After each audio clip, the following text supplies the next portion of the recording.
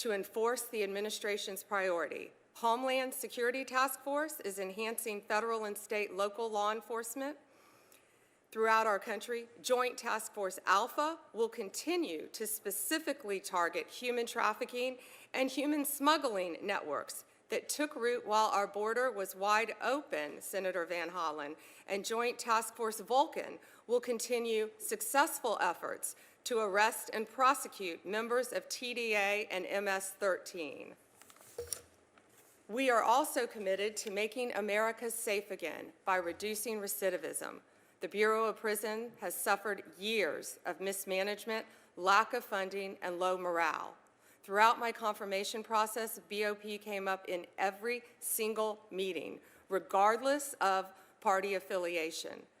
The President's budget proposal will address critical staffing shortages, enhance staff retention, and deliver positive changes to a system that has long needed improvements. The resources made available through President Trump's proposal will also empower the department to continue fighting our war on fentanyl. Since January 2025, DEA has seized 41.5 million fentanyl pills and 4,470 kilos of fentanyl powder. It's a historic rate, but it's not enough. We won't rest until this poison is off our streets.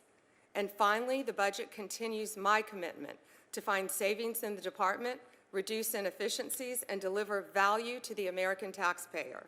In 2026, the department will merge components that work in overlapping areas and make our law enforcement and our grant-making efforts more effective.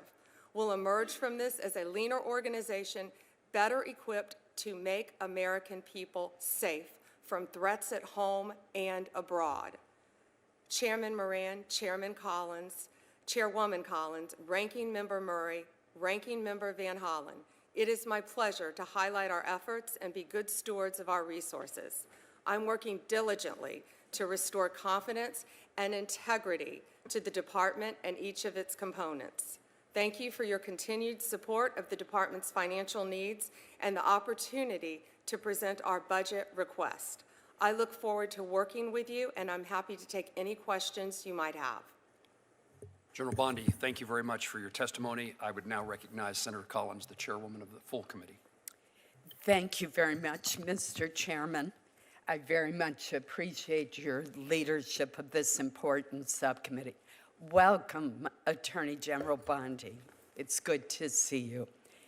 Just yesterday, I met in my office with the advocates who work with survivors of domestic violence in rural Maine. Along with Chairman Moran and other members of this committee, I was one of the lead sponsors of the Violence Against Women Act reauthorization of 2022.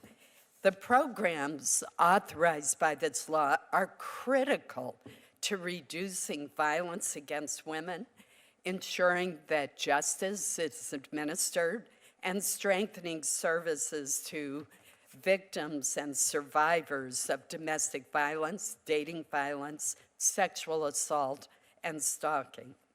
Despite the vital need of these programs, the department's budget request proposes to reduce funding for the Office on Violence Against Women from approximately $713 million in fiscal year 2025 to $505 million in fiscal year 2026. That's a reduction of nearly 30%. And the reductions include cuts to transitional housing assistance, the Sexual Assault Services Program, the Rural Victims Program, which I heard a lot about yesterday, and many others. Attorney General Bondi, I know that you care deeply about this issue, as do I.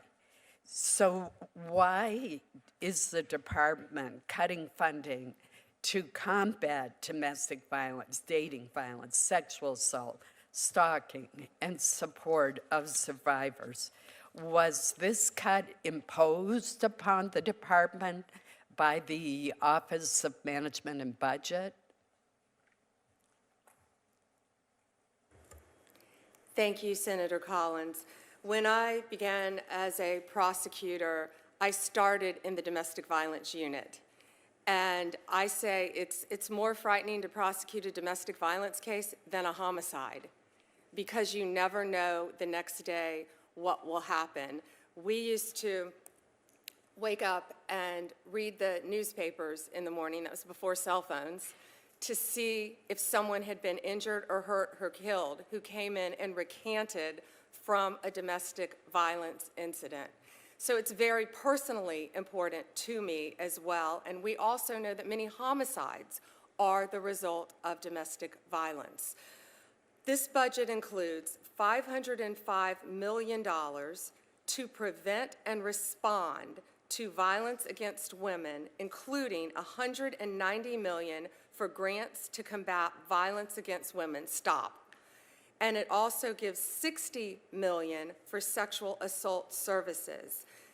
This budget is a compromise. It's a leaner budget. We can always do more with more, but we can do more with less. And you have my word that we will do everything in our power to fight for victims of domestic violence throughout this country, as I have done my entire career, Senator.